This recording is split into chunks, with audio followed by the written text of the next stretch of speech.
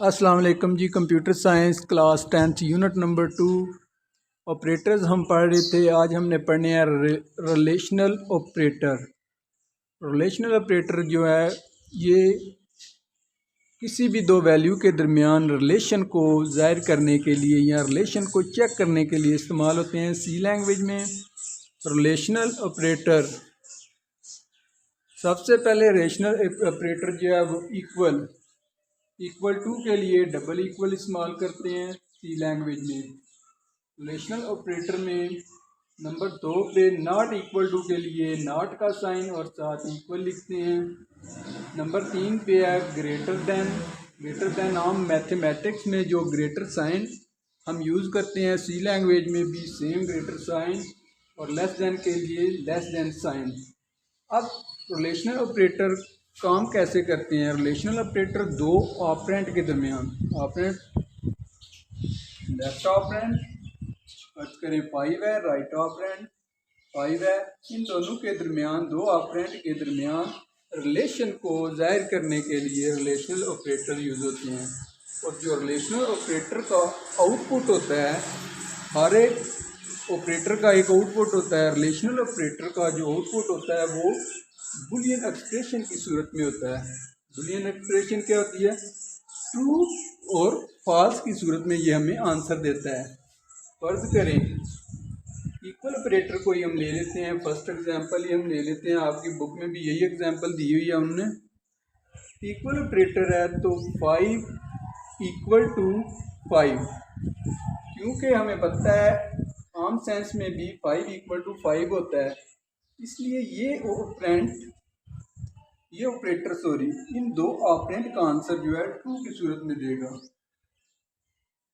और अगर फर्ज करते हैं कि इधर आ जाता है 7, प्रोग्रामिंग में भी अगर 7 इक्वल टू 5 लिखा होता है, इसका मतलब है कि ये 7 तो 5 से ग्रेटर है, तो हमने क्या इक्वल टू अप्लाई किया हुआ है, इसका मतलब है कि ये स्टेटमेंट ट्रू नहीं है, तो आंसर आएगा फॉल्स की सूरत में।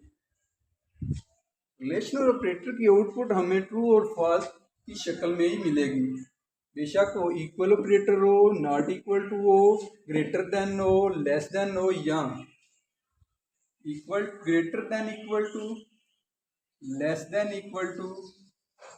ये दो इसके अलावा रिलेशनल ऑपरेटर में ये दो ऑपरेटर मजीद आपकी बुक में ग्रेटर देन इक्वल टू और लेस देन इक्वल टू, इन सब ऑपरेटर्स की, रिलेशनल ऑपरेटर की आउटपुट हमें ट्रू और फॉल्स की शक्ल में मिलेगी। ट्रू जो होती है उसे ये कंसिडर करेगा 1, और जो फॉल्स होगी उसे ये कंसिडर करेगा 0। अब रिलेशनल ऑपरेटर की आपका जो एक्टिविटी है वो साथ में एक्टिविटी के प्रोग्राम टाइम ये मैंने अलग से करवाने हैं आपको, एक ही वीडियो में या डिफरेंट वीडियो में आपको इनकी सारी जो प्रोग्रामिंग टाइम और एक्टिविटी हैं वो मैं करवाऊंगा। नेक्स्ट लॉजिकल ऑपरेटर हैं। लॉजिकल ऑपरेटर से पहले आपका 2.24 एक टॉपिक है assignment operator, equal and equal operator, double equal, इनमें क्या डिफरेंस है? असाइनमेंट ऑपरेटर जो है, सबसे पहले असाइनमेंट ऑपरेटर जो है वो वैल्यू असाइन करता है। क्या करता है? वैल्यू असाइन करता है।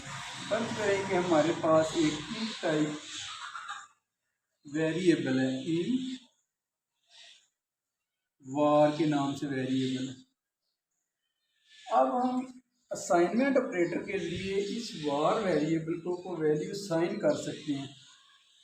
वार ये पड़ा हुआ है पहले assignment operator, var equal to 5।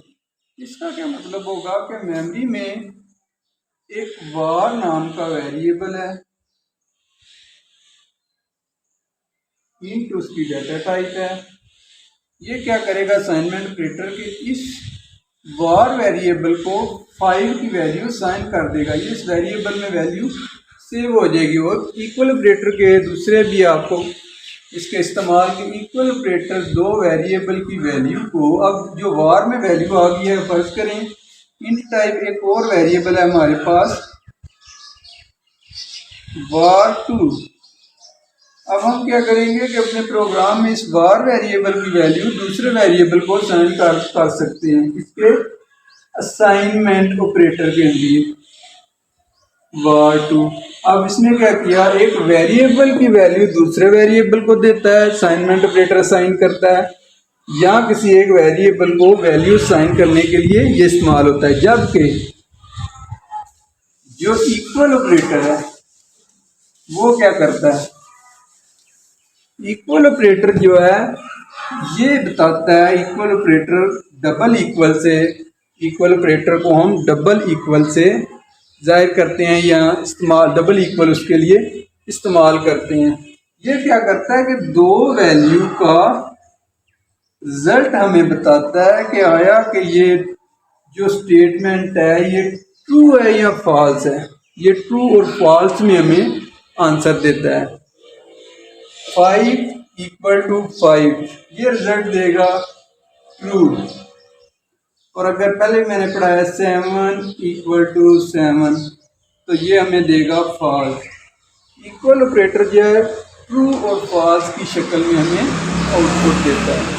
यही दोनों में डिफरेंस है।